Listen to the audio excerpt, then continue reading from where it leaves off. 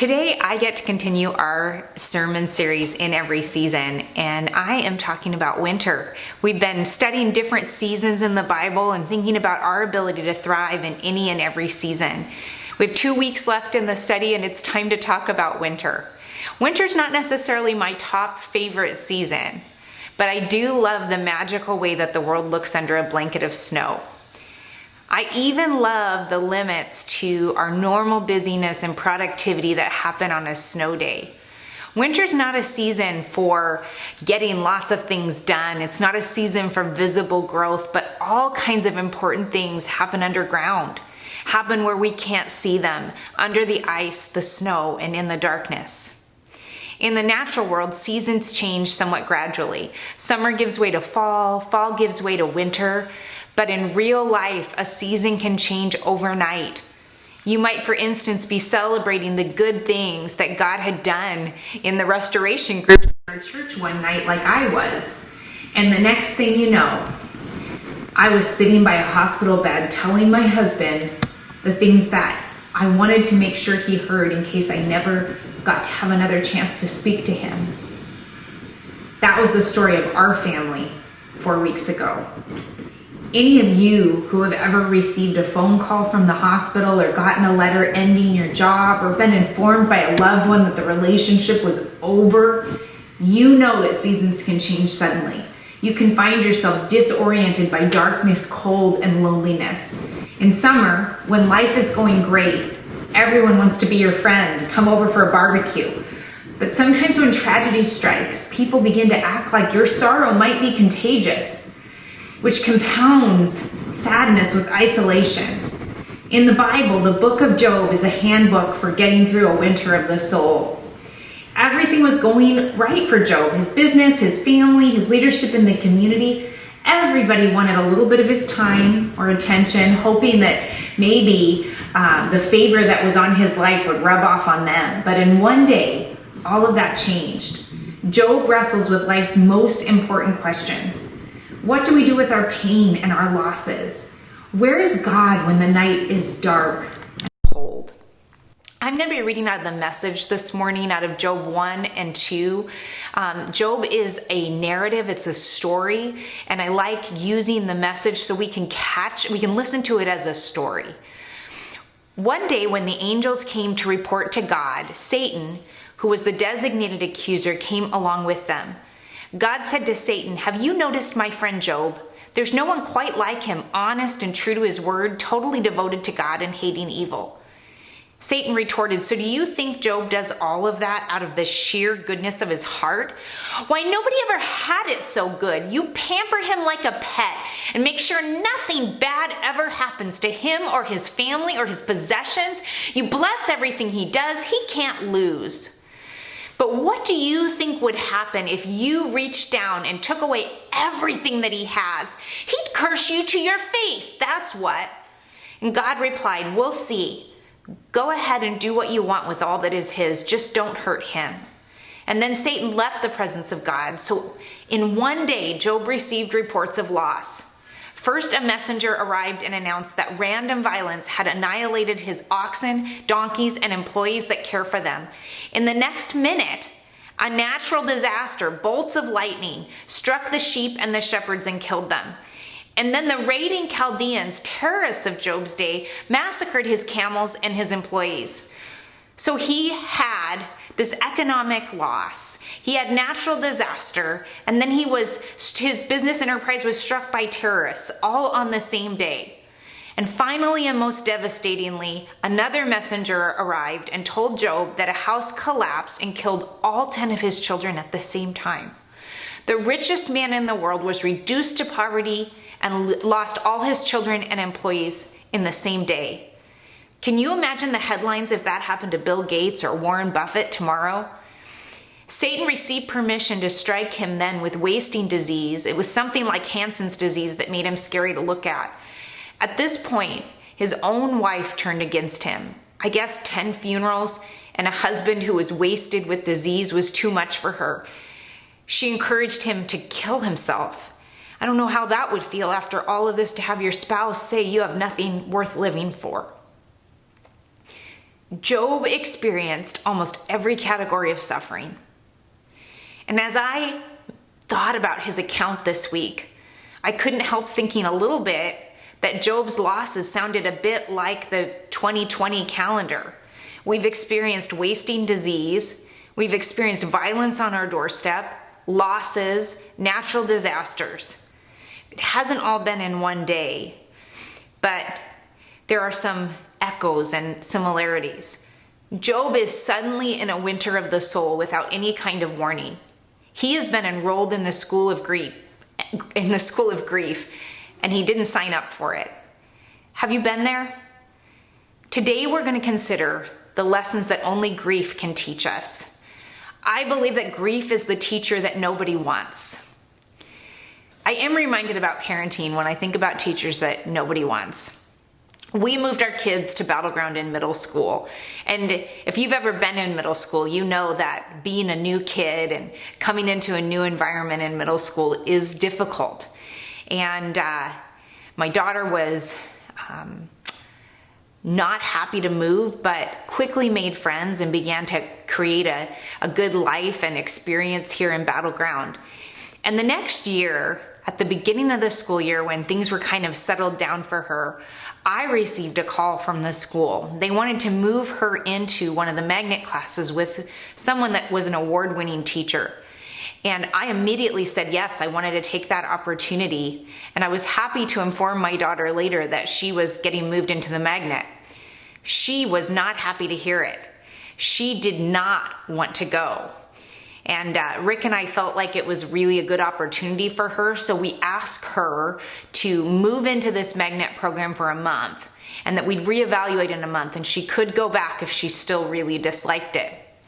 So she went kind of kicking and screaming into the program. In fact, one of our relatives said, I don't know if she's going to forgive you. She is mad at you. And a month later, she said it was too much work to move back out. So she continued with it, never telling us that it was a good decision, but not deciding to move out. And then later, much later, when she was looking in the rearview mirror, I've heard her talk about how that teacher, Mrs. Dowdy, was one of the best teachers that she ever experienced, and her class was as engaging and brought the best out of her because it demanded so much. She was a teacher that my daughter did not want, but she was a teacher that brought the best out of her. I'm wondering if you had a teacher or coach who was so demanding that you really didn't want anything to do with it at the beginning, but in the end you loved them for bringing the best out of you. Grief is a little like Mrs. Dowdy was in our family. My kids wouldn't willingly choose to grow, to push themselves the way that she pulled the best out of them, to do harder work. But in the end, they were glad they had the experience. There are many destructive patterns in people's lives that can be traced back to just trying to avoid and run away from pain and grief. But ironically, avoiding pain can create more painful circumstances and coping mechanisms. So I'm hoping today we can listen to the wisdom we find in the book of Job about the lessons that grief teaches us. First of all, let's consider this. Job's losses are everyone's losses. You may think I've never had an experience like Job, but Jonathan Edwards, the famous American preacher, points out in a sermon that Job's losses of his business and his health and his family and his friendships are something that we all, every single one of us, experience in one way, shape, or form. Most of us experience these losses slowly over time until at death, we have to leave everything behind. It was really something that I had to stop and catch my breath to think about that. Loss is just a matter of when. It's not a matter of something that we can avoid completely. Sometimes losses are sudden and catastrophic, but we all will experience loss. Our culture teaches us to live like we have no limits and no accountability. But we're wise to realize we will experience loss, and we have to develop the resiliency to learn from it. We don't get the choice about whether or not we'll experience this pain and loss. We only get the choice about what we're going to do with it. Will we learn, or will we bury our pain and grief and run away? There's three things I want to talk about today. First, grief teaches us about limits. Job learned the limits of his money. He learned the limits of his power. He even learned the limits of his own body. Grief teaches us the limits of our mortality. We realize that our time is limited. One thing that stands out to me from that night when Rick had a stroke 4 weeks ago is the moment that the doctor told me that his condition was critical, that he might not survive it. I had this feeling like I was watching the whole situation from outside of time. Those of you who've had those kind of experiences, you probably know exactly what I'm talking about. And I had this realization that I wanted to make sure there were things that I wanted him to hear if perhaps this was going to be our last moments together.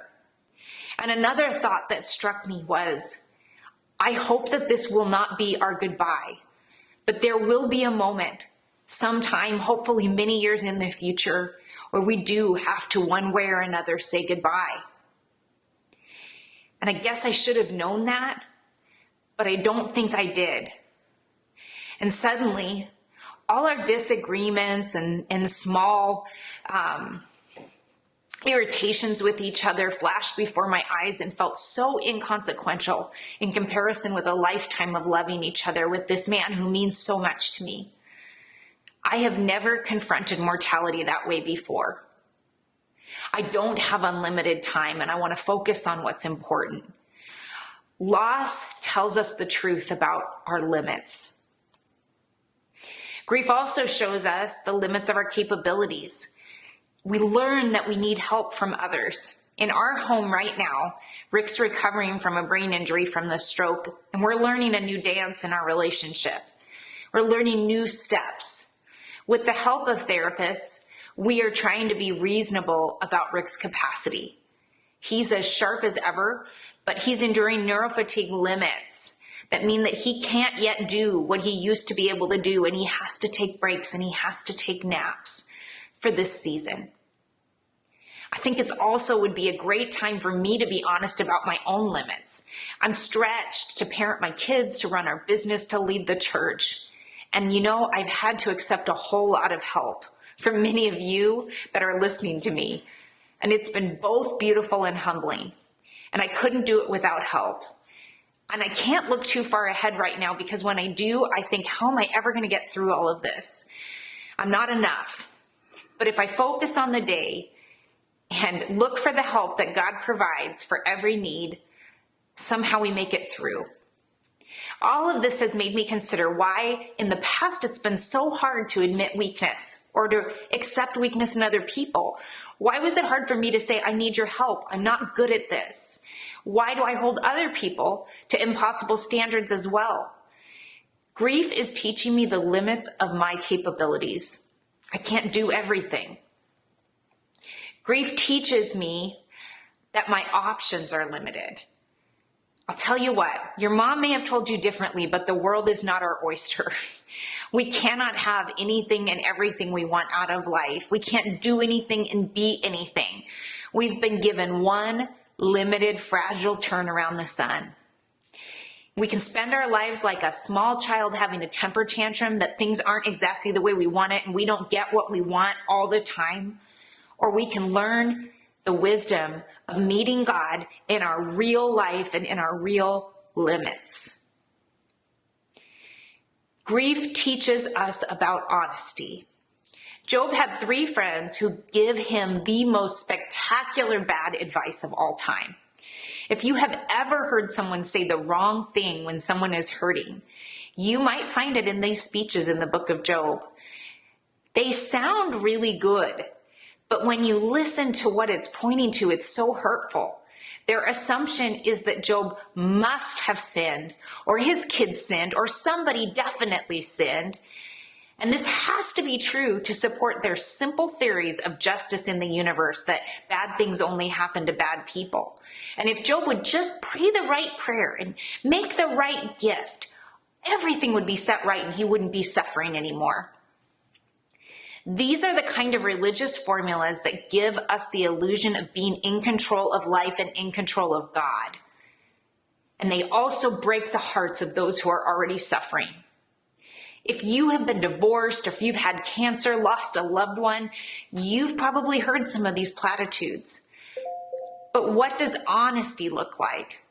Job shows us. Grief teaches us that there is no explanation for suffering. Job was honest about not having answers. Job 23 says this, "If I only knew where to find God. Darkness is all around me, thick, impenetrable darkness." It's a hard thing to hold on to waiting for God and admit that you don't have any answers, but Job shows us how it's done, that sometimes we feel surrounded in darkness. Suffering allows us to know the world does not revolve around us, and it teaches us to admit that we don't have the answers. Grief also teaches us to express big emotions to God. This is Job 13, verses 13 and 14. Job is honest about his emotions and says, "Let me speak to God and I'll face the consequences. Yes, I will take my life into my hands and say what I really think." Job 13, 13 and 14. Many of us are angry with God. And we might be willing to tell other people, or maybe we just let it leak out in our anger against others. But we won't engage God himself, as if he doesn't already know. I love that Job was brave and single-minded. He wanted to express those emotions to God. He wanted to engage God himself honestly.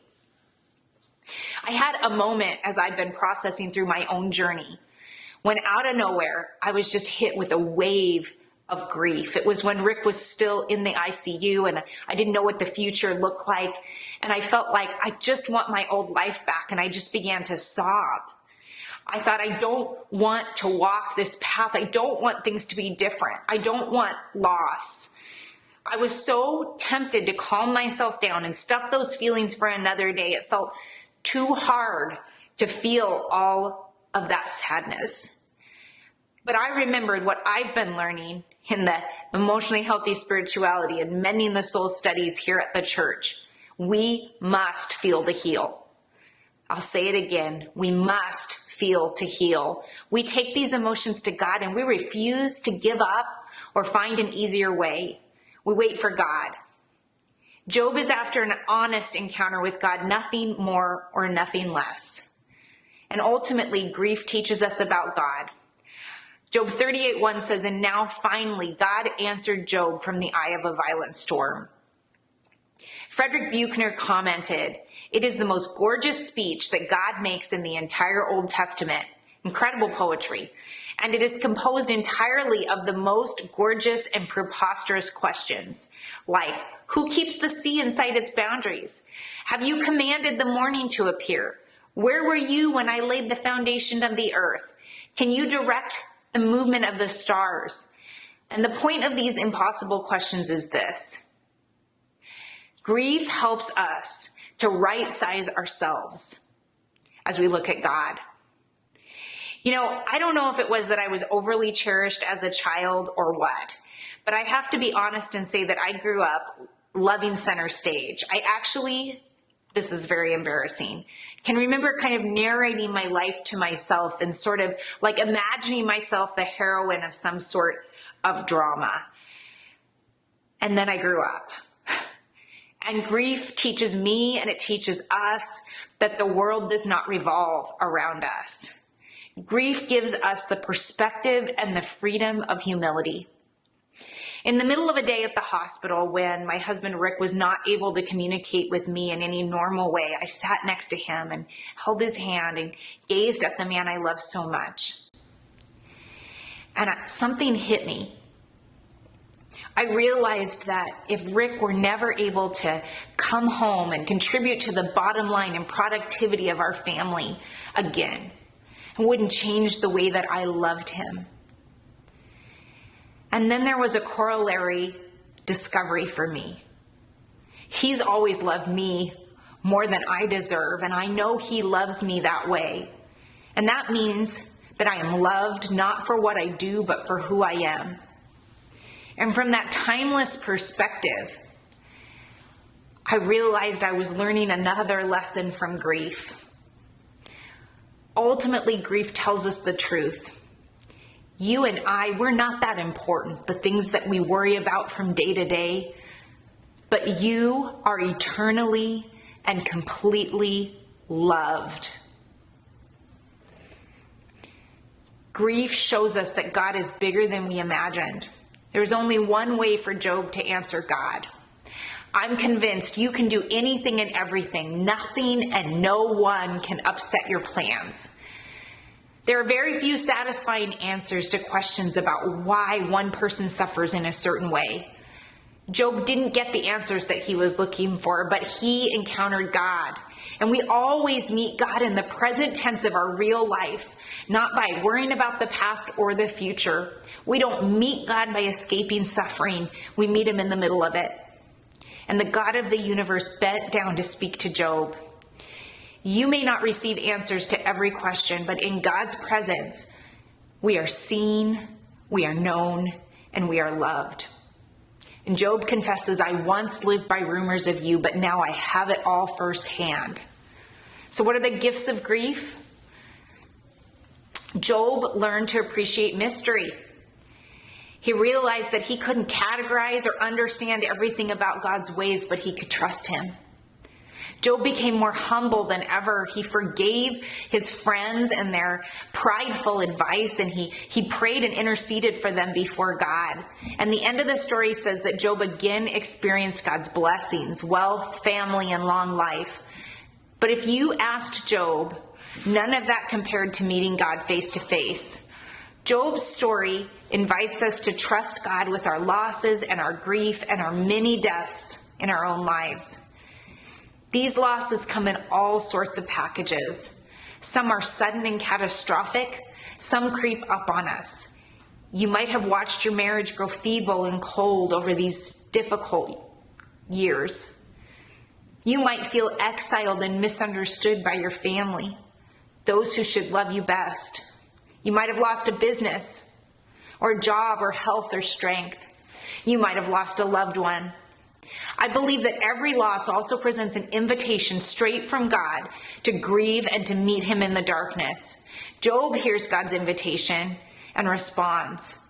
But as for me, I know my Redeemer lives, and he will stand upon the earth at last. I will see him for myself. I will see him with my own eyes. I am overwhelmed at the thought. Friends, Jesus is the Redeemer who meets us in our suffering, who understands our broken hearts. He experienced all of our pain, every category. He had to cry out in his pain, my God, why have you forsaken me?